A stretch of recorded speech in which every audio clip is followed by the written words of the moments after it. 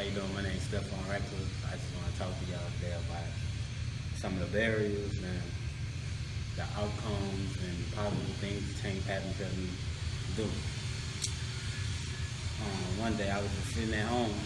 I didn't know what route I was going to take or where my life was heading. And then one day I got a call from Chane Patricks about a job. So I immediately called him back and told me to come to the office. Came to the office. I filled out some paperwork. They helped me, first they helped me get my ID, then they helped me get a social security card, and they helped me start my own bank account. And then they sent me to this job as an intern at IWA. It's a welding school. So I was interning over here for like 8 weeks, and they said in 8 weeks if I do good, they'll extend me for another 8 weeks. So it was like about 5 of us who came, and I was the only one who stayed with it. So they hired me on.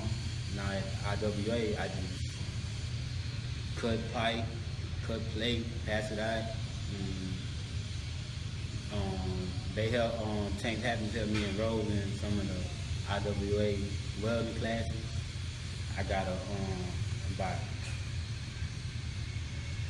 about 4 certificates.